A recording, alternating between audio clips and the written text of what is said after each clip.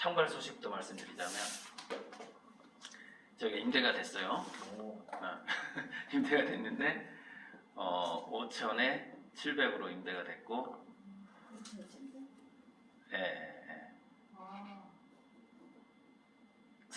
약 3분의 2를 쓰는 거예요, 업체가. 이렇게 여기 사무동 절반하고 여기하고 여기를 쓰는 거예요, 새 업체가.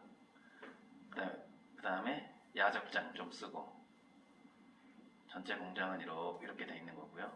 이렇게 돼 있는 거고, 저는 여기하고 여기하고 여기 통로는 공통으로 쓰고, 여기 흔히 C동이죠. 여기가 A동, B동. 그래서 5천에 700으로 임대가 됐고 2년 계약을 할 건데, 그래서 지금 이제 제가 고민했던 게 이자율이 높은데 어떻게 버티냐, 이걸 좀 고민했는데, 이제 700이 나오니까 이게 딱 보면 순수 이자 정도 돼요. 근데 사실 한 6%일 경우, 근데 지금 8%가 될지도 모르니까 지금 모르겠어요. 그렇게 됐고, 좋은 점은 이제 예전에 그 C 회사하고 좀 달랐던 점이 있어요. 이 사람이 너무 친절하고 겸손한 거예요. 이 사람이 와가지고 막 쓰레기도 주우면서 막 대화하고, 자기 공장도 아닌데 쓰레기를 주우면서 대화하는 그게 나는 이 사람 버릇이구나, 이게 딱 느껴지더라고. 그 남의 것을 자기 것처럼 아껴주는 그 태도가 있거든요. 딱 만나보면. 그래서 일단 그 첫인상이 마음에 들었고, 대화를 딱 나누는데 제가 여기 쓰고 여기 쓰지만 자기가 전기수도세는 다 내겠다는 거예요. 자기가 있는 동안은 세입자가 전기수도세를 다 내겠다. 물론 좀 싸긴 싸요, 이게. 싸긴 싸.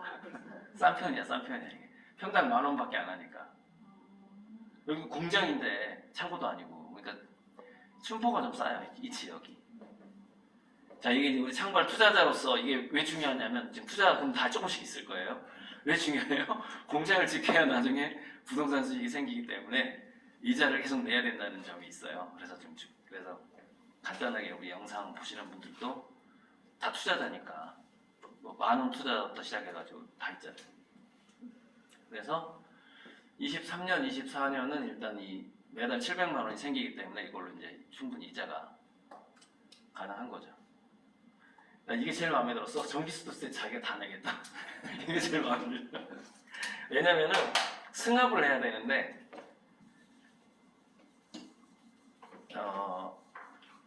승합, 그러니까 이 사람들은 큰 모터를 쓰는 이제 액상 비료 업체인데 전량 수출 업체예요. 전량 수출 업체. 그러니까 지금 이런 시기에는 수출 업체가 이렇게 좀 좋아요. 이게 고환율 시대라고 해야 되나? 달러가 비쌀 때는 더 돈을 더 많이 버는 거지, 사실. 맞죠? 그 달러를 가져와서 여기서 돈으로 바꾸니까 더 많이 버는 거지, 이 업체는. 수출 업체니까. 그러니까 더 여유가 있으니까 전기수도세 내겠다, 뭐 이렇게 좀 후하게 나오는 약간 그런 걸 느꼈어요. 자, 됐고요. 자, 수업 정리를 하자면은 요게 이제, 자,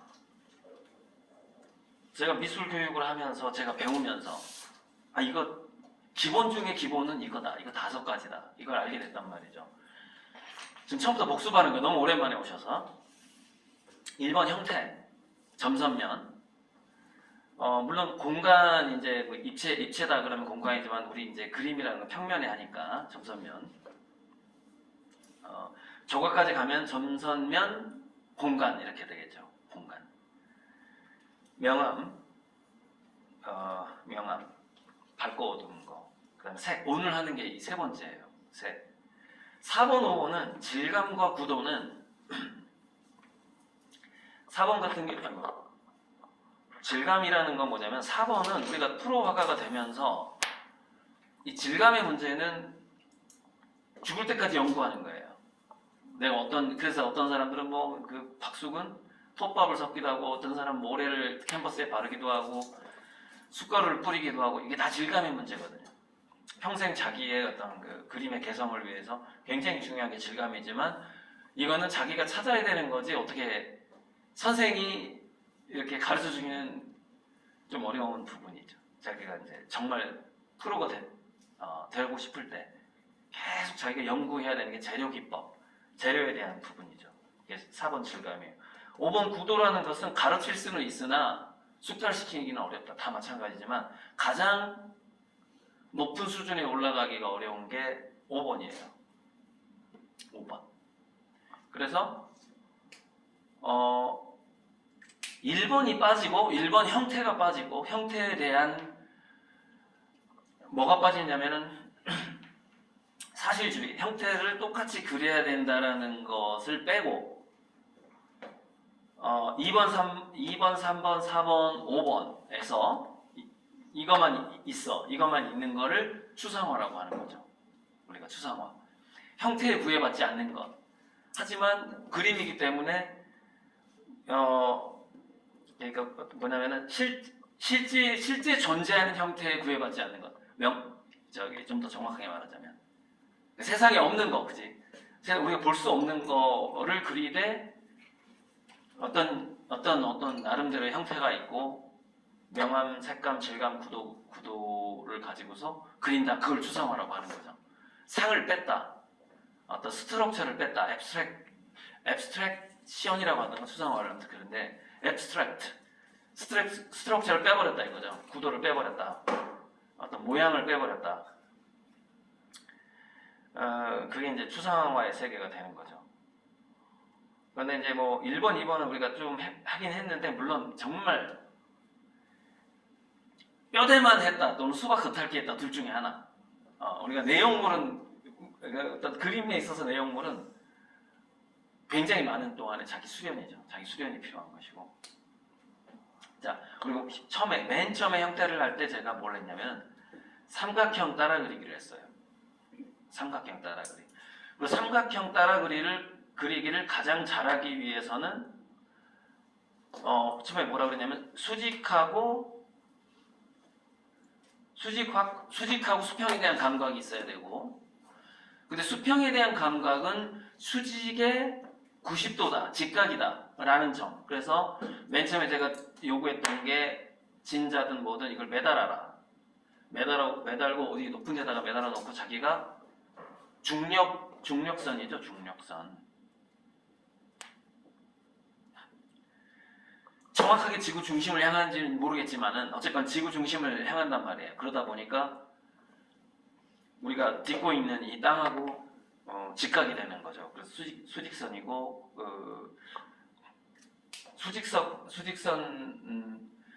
수직선의 수는 드리울 숫자고 이렇게 딱 이거야. 이게 드리운 거거든. 공중에 매달아 놓은 거거든.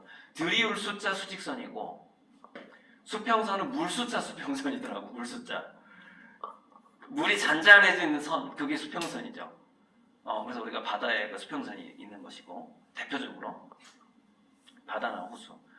자, 그래서 이제 이거를 항상 기울기를 볼 때는 이런 걸 기울기라고 하는데, 기울기를 볼 때는 직각 삼각형이 있다라고 생각하고 자기가 익혀왔던 그 수직선과 수평선에 대한 감각을 어떤 이런 곡선이 됐든 직선이 됐든 뭐 내 팔이 있으면 이렇게 이거를 여기다가 수직선과 수평선이 있는 것처럼 생각을 해서 이 각도를 잡아라 그랬어요. 오직 수직선에 대한 각도, 이것만이 기준이다. 그걸 굉장히 잘 익혀야 된다. 이렇게 갔죠. 그러다가 이제 이런 곡선이 나오긴 했죠. 곡선. 그래서 곡선조차도 중심선이라는 게 있고 이게 무슨 박이다. 조롱박 같은 거다. 그러면은 중심선이라는 게 있고 중심선도 이런 기울기로 파악이 가능하고, 또 이거를 형태를 파악하는 데서 굉장히 또 중요한 게 이렇게 그었을 때 공간의 모양, 이 여백이나 공간의 모양을 파악하는 게 중요하다. 뭐 이런 얘기도 있었고, 그 다음에 또 뭘 했냐면은 제가 깜빡 까먹었던 것 중에 하나, 도자기에서 좌우 대칭 같은 거 이런 걸 했을 때 이 오른쪽에 그리는 연습, 이렇게 이 연습을 할 때 이 거리를 뭐라 그랬죠? 이 거리와 이 거리가 같은데 이 점을 기준점을 삼고 가장 짧은 선에 기준점을 삼고 이렇게 듣고 있어? 듣고 있어 학생? 집중력! 듣고 있지? 자, 이렇게 해서 나도 지금 틀리고 있죠, 저도. 네. 이렇게 하면은 대칭이 된다. 네. 그리고 좌우 대칭은 주로 정물화에서 많이 쓰이고 이제 풍경화에서는 잔잔한 호수에 산이 이렇게 있으면은 이것도 마찬가지로 이렇게 높은 곳에 이렇게 하다 보면 대칭이 되겠죠? 이렇게 하다 보면은 그죠? 저도 지금 바로 직관적으로 하려면 잘 안 돼요. 저도 대칭은 머릿속에 해석을 해줘야 되는 부분이라 이렇게 하면 대칭이 되겠죠. 이거는 이제 호수 같은 데서 흔히 보이는 것이고 이건 풍경화에서 많이 쓰이죠. 그 밖에 뭐 여러 가지가 있었겠지만 어쨌건 형태에서는 이걸 했던 기억이 나요 지금. 그리고 굉장히 수련, 이거를 제가 초등학생을 가르칠 때 이걸 수련을 많이 시켜요. 이거를 많이 시키면 이제 이게 익혀지는 거고. 명암에서는 이제 빛인데 빛은 탁구공처럼 한번 생각해 보는 게 좋다. 근데 이게 무수히 쪼개지는 빛의 공이죠. 무수히 분열하는 빛의 공이죠. 그래서 전에 한번 빛을 비춰서 다음에 우리 사과 그릴 건데 사과 같은 거 한번 그려볼 건데 빛이 이쪽에서 비쳤을 때 여기가 하이라이트가 있고 여기가 어두운 지점이 있는데 그러면은 그림자가 이렇게 생길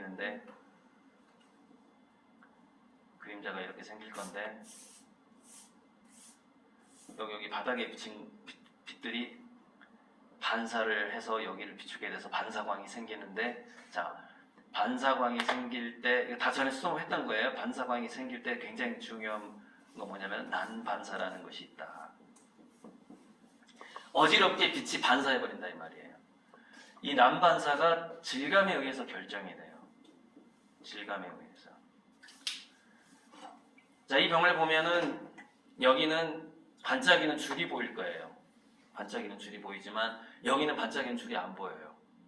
왜냐면 분자 구조 자체가 얘는 좀 유리질, 약간 페인트를 칠해가지고 특수도장이라고 그러죠. 도장을 해가지고 좀 맨질맨질하지만 얘는 고무 재질이어가지고 맨질거리지 않기 때문에 여기는 반짝거리는 줄이 보이지만 얘는 안 보여요. 이게 질감 때문에 그래요. 질감이 반사를 결정하는 거예요. 그래서 우리가 그림을 그릴 때 밝고 어두운 것이 이렇게 좀 분명하게 차이가 나면 질감이 얘가 매끄러운 거다 이렇게 되는 거죠. 불분명하게 차이가 나면 이게 질감이 약간 분필처럼 분필 파스텔이라고 하죠. 파스텔 톤이라고 그래서 파스텔 톤은 반짝거리는 게 없어요. 파스텔 같은 재질이 되는 거죠. 분필. 얘는 유리질. 그러니까 유리질 대표적으로 유리질 세 가지. 유리질이냐, 흙질이냐, 점토 같은 흙의 재질이냐, 테라코타. 그러니까 흙만 가지고 초벌구이한 거에 토분의 재질이 있어요. 흙으로 된 화분, 그런 어떤 토분 재질 같은 거냐, 또 하나 섬유질이냐, 이렇게 입고 있는 거 섬유질이냐. 보통 이 세 가지를 우리가 연필이나 묘사할 때 붓으로 묘사를 하게 되죠. 그게 질감이죠. 4번 질감과 명암의 관계인 거죠. 여기까지 이제 했고, 원근감. 응? 원근감. 원근감. 네. 투시법을 했잖아. 투시법 맞아. 그래서 형태에서 여기 보면은 안 적혀 있나? 여기서 이제 굉장히 중요한 부분, 그렇죠?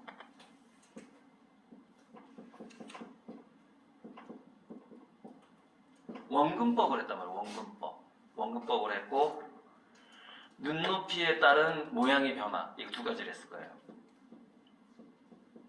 눈높이에 따라서 이런 컵의 원이 이렇게 눈높이와 같으면 이렇게 그냥 이렇게 보이겠지만 눈높이에서 내려오게 되면은 이렇게 이제 이렇게 점점점 둥그러지는 그 모양. 밑으로 내려갈수록 눈높이에 따른 이렇게 특히 둥근 원의 변화. 투시 원근법 같은 경우에는 했죠. 소실점이라는 게 있고 무한히 멀어지는 점이죠. 소실점, 무한히 멀어지는 어떤 점. 그래서 이 소실점을 따라서 심지어 구름도 원근법이 있다. 그런 얘기를 한 적이 있어요. 구름도 그 원근법에 의해서 쫙 깔린단 말이죠. 하늘에서 신선이 바둑을 두는 것과 같다. 뭐 이런 식으로. 나무 마찬가지고 나무도 원근법 이렇게 쭉 원근법을 따라서 쭉 있다고 그랬고 이제 자동차 같은 거 가면은 좀 어려워지는데 그래서 건물 같은 경우에는 이제 원근법에 따라서 이런 건 투시 원근법은요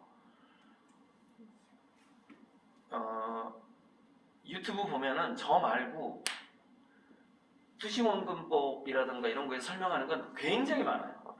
굉장히 많아요. 그러니까 저보다 훨씬 더 친절한 강의들이 훨씬 많죠.